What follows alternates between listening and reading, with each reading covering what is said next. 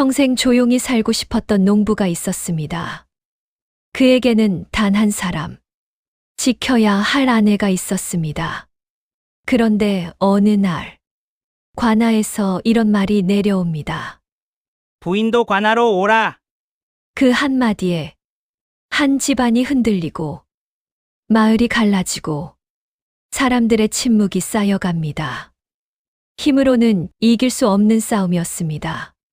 그런데 그날 밤, 한 여인이 조용히 말합니다. 그가 가장 무서워하는 걸로 이깁시다.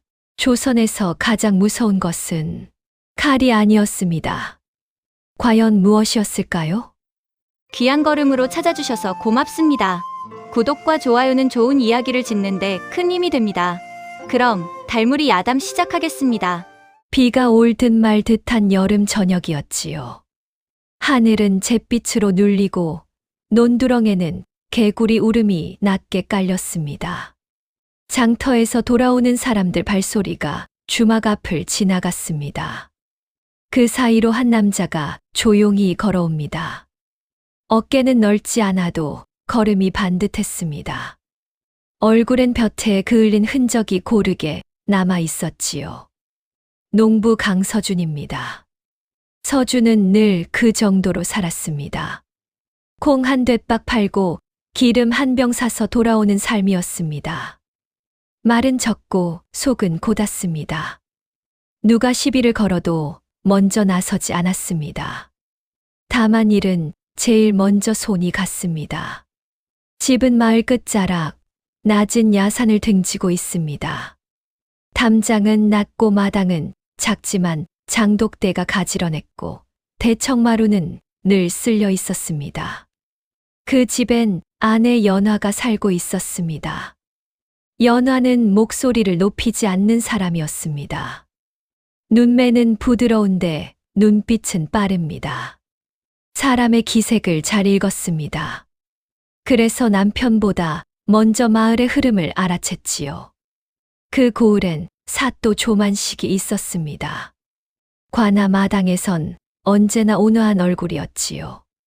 고을 살림이 내 살림 같은 말을 곧잘 했습니다. 도포 자락은 늘 깨끗했고 웃음도 넉넉해 보였습니다. 처음 온 사람은 좋은 사또다 속기 쉬웠습니다. 하지만 오래 산 사람들은 말했습니다. 낮에 사또만 보지 말라. 밤에 사또는 다르다. 서준은 그런 소문에 귀를 두지 않았습니다. 벼는 벼대로 자라고 사람은 사람대로 산다고 믿었지요. 그런데 장터 한복판에서 작은 소동이 났습니다. 사또가 순시를 나왔다고 했습니다. 아전들이 고함을 치며 길을 터줬습니다. 사람들은 길가로 밀려났고 서준은 연화의 손목을 잡아 한 발 뒤로 물렸습니다. 그때 사또의 가마가 잠깐 멈췄습니다. 이유는 분명치 않았습니다. 다만 그 짧은 정지 속에 사또의 시선이 사람들을 훑고 물건들을 훑고 그리고 연화 쪽에 잠시 머무는 듯 했습니다. 연화는 고개를 숙였습니다. 서준도 함께 숙였습니다. 사또는 아무 말도 하지 않았습니다. 입가가 얇게 올라갔다 내려갔습니다. 웃음인지 아닌지 알 수 없는 표정이었지요. 집으로 돌아오는 길, 연화는 말이 적었습니다. 서준이 물었습니다. 왜 그러시오? 연화가 낮게 말했지요. 오늘 사또 나리 눈이 오래 머문 듯했어요. 서준은 고개를 저었습니다. 장터가 수란하니 그랬겠지요. 며칠 뒤부터 이상한 일이 생겼습니다. 쌀 거둘 계절도 아닌데 세금 통지가 왔습니다. 지난해 세목이 모자랐다는 말이었지요. 액수도 작지 않았습니다. 서준이 물었습니다. 무슨 착오가 있지요? 아전은 돌려 말했습니다. 사또나리 뜻이십니다. 그 말이 무슨 뜻인지 그제야 서준도 알았습니다. 사실이든 아니든 백성은 따를 수밖에 없다는 뜻이지요. 그날 밤 연화는 등잔불 아래에서 실을 감다 손을 멈췄습니다. 여보, 이건 시작 같아요. 서준이 늦게 대답했습니다. 우리가 뭘 했다고 말이오. 연화가 고개를 젓습니다. 우리가 한 게 아니지요. 누군가 마음을 먹은 거예요. 서준은 문을 한 번 더 걸어 잠갔습니다. 대청 끝의 낫을 눈으로 확인했습니다. 잡을 생각은 없었습니다. 다만 불안을 눈으로라도 붙잡고 싶었지요. 그때 그는 아직 몰랐습니다. 이 고을에서 가장 무서운 것은 칼이 아니라 말이라는 것을요. 세금 통지는 한 장으로 끝나지 않았습니다. 관하로 한 번 들르라는 말이 왔습니다. 서준이 이유를 묻자 다시 돌아왔습니다. 사또나리 뜻입니다. 서준은 연화의 말대로 혼자 가지 않으려 했습니다.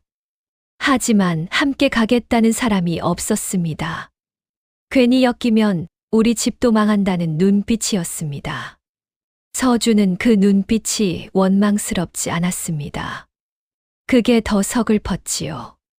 관아 마당은 넓고 돌바닥은 달아올라 있었습니다. 한참을 기다린 끝에 향리가 나왔습니다. 시선을 피한 채 말했지요. 지난번 세금은 내일 안으로 내시고요. 또 부인께서도 한번 관아에 들르시랍니다. 서준의 손끝이 차가워졌습니다. 제 아내가 왜 옵니까? 사또나리께서 직접 여쭙고 싶은 게 있으시답니다. 여쭙고 싶은 게 있으면 제게 하시지요. 향리가 더 작은 목소리로 말했습니다. 부인께서 오시는 게 여러모로 좋으실 겁니다. 서준은 그 좋다의 뜻을 알아버렸습니다. 장터에서 멎어 있던 사또의 눈, 이유 없는 세금, 그리고 지금의 요구. 이야기가 하나로 이어졌지요. 집에 돌아오자 연화가 콩깍지를 손질하다 손을 멈췄습니다. 관아에서 당신도 오라 하오. 연화는 담담했습니다. 그렇지요. 결국 그리 되지요. 서준이 낮게 말했습니다. 안 가면 되지 않소. 연화가 고개를 젓습니다. 안 가면 다른 죄목이 붙어요. 당신을 묶어놓고 저를 끌어낼 수도 있어요. 서준의 속에 분노와 공포가 같이 올라왔습니다. 그는 처음으로 자신의 마음이 낯설었습니다. 연화가 말했습니다. 여보, 힘으로는 못 이겨요. 그럼 뭘로 이깁니까? 연화가 낮게 답했습니다. 사또가 가장 무서워하는 걸로요. 그날 밤 연화는 등잔불을 더 낮추고 말했습니다. 제가 가겠어요. 서준이 벌떡 일어섰지요. 미쳤소. 그게 무슨 소리요? 연화는 흔들림 없이 말했습니다. 제가 가야 끝을 볼 수 있어요. 혼자 가는 게 아니라 우리가 같이 움직여야지요. 며칠 뒤 관아에서 기한을 못 박았습니다. 사흘 안에 오지 않으면 서준을 관아에 묻겠다고 했습니다. 말은 공손했지만 뜻은 분명했습니다. 서준은 최노인을 찾았습니다. 최노인이 말했습니다. 사람 하나로는 못 막는다. 그럼 어찌합니까? 버티거나 드러내거나 하다. 서준은 드러낸다는 말이 무겁게 들렸습니다.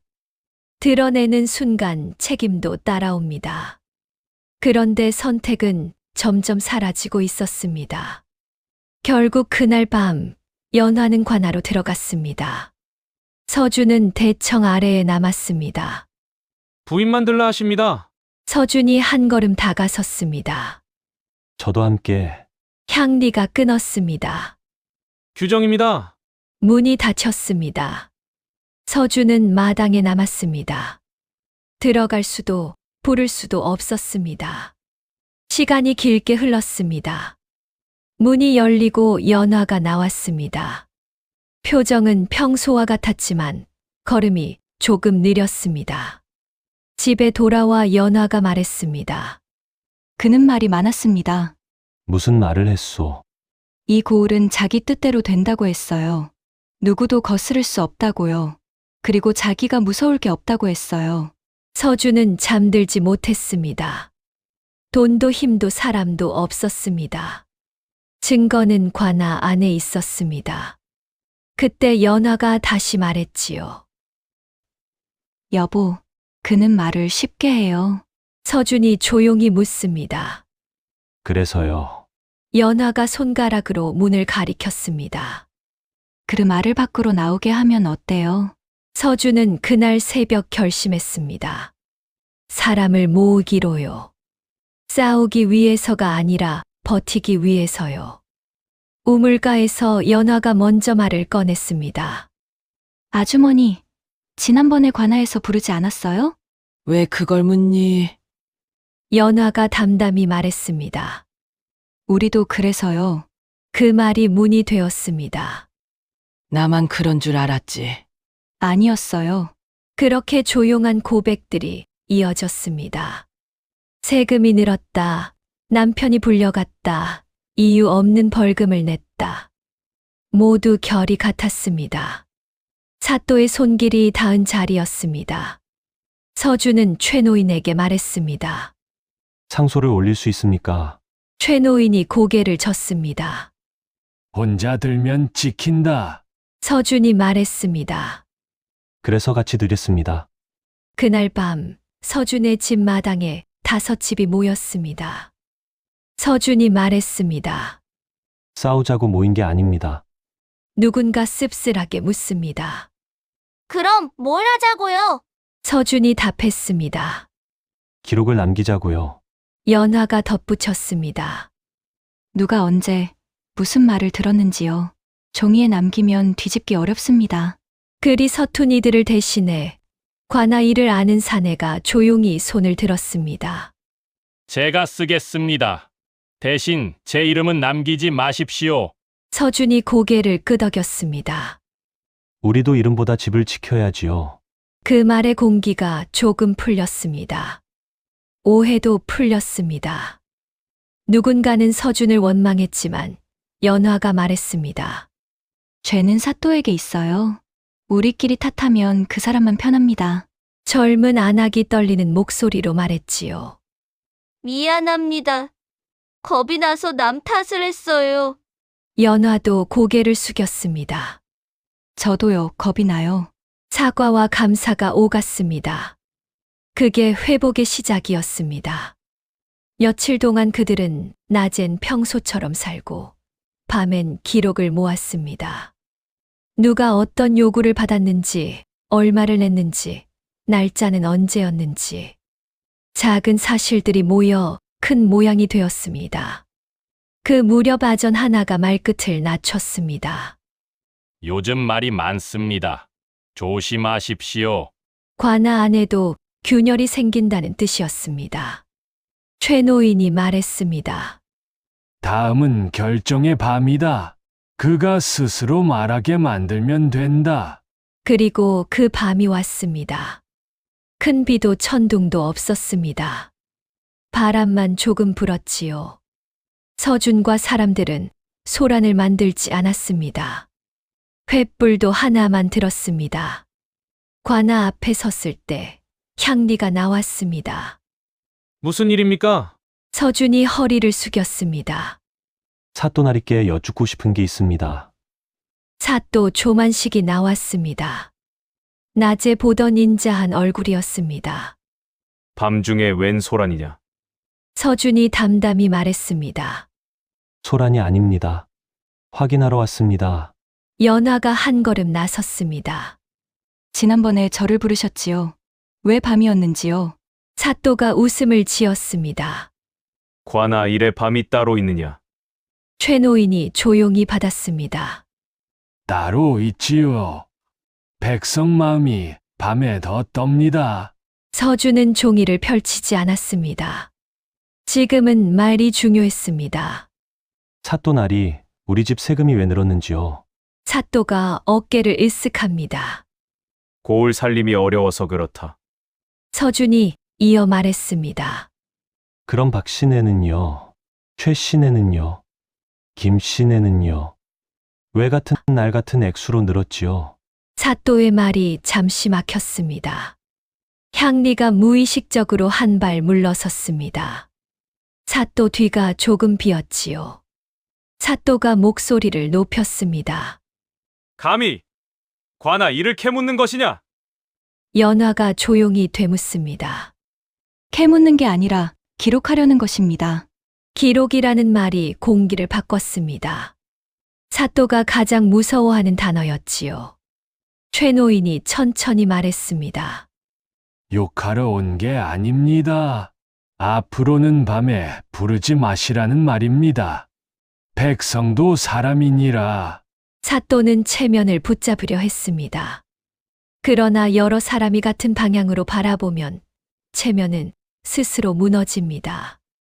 결국 사또는 말끝을 낮췄습니다. 그런 뜻은 아니었다. 서준이 조용히 받았습니다. 그럼 다시는 그런 뜻으로 보이지 않게 해주십시오. 그날 밤 사또가 당장 파직된 것은 아니었습니다. 현실은 느립니다. 그러나 변화는 시작됐습니다. 서준에게 더는 세금 통지가 오지 않았습니다. 다른 집들도 마찬가지였습니다. 향리는 사람을 부를 때 낮에 불렀습니다. 말투도 달라졌지요. 누군가 뒤에서 지켜보고 있다는 말투였습니다. 그리고 더 큰 변화가 있었습니다. 마을 사람들이 서로를 피하지 않게 됐습니다. 우물가에서 인사를 했습니다. 장터에서 눈을 마주쳤습니다. 괜찮으십니까? 라는 말이 오갔습니다. 그 말이 사람을 다시 사람으로 세웠습니다. 어느 저녁 서준은 마루 끝에 앉아 지나간 날들을 떠올렸습니다. 관아 문턱 앞에서 혼자 서 있던 자신, 문 안으로 들어가며 돌아보던 연화의 눈빛. 그때의 무력함은 아직도 아팠지요. 하지만 지금 마당엔 이웃이 가져다 준 무한 단이 놓여 있었습니다. 대청엔 최 노인이 남긴 글귀가 걸려 있었습니다. 같이 서면 말도 산다. 연화가 조용히 말했습니다. 여보, 그날 미안했어요. 서준이 고개를 돌립니다. 무엇이 미안하오. 당신을 혼자 관아 마당에 세워둔 것 같아서요. 서준이 낮게 말했습니다.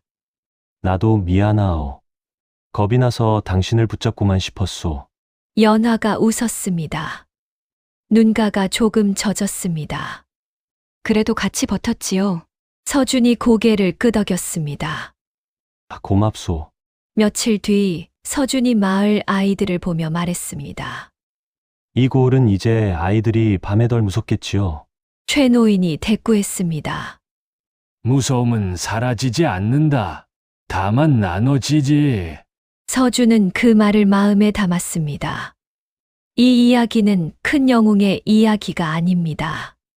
칼로 이긴 이야기도 아닙니다.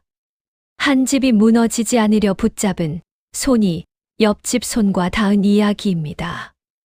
그리고 그 손들이 모여 권력의 그늘을 조금 밀어낸 이야기입니다. 서준이 연화의 손을 잡았습니다.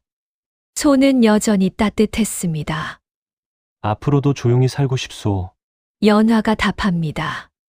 조용히 살려면 가끔은 같이 목소리를 내야 해요.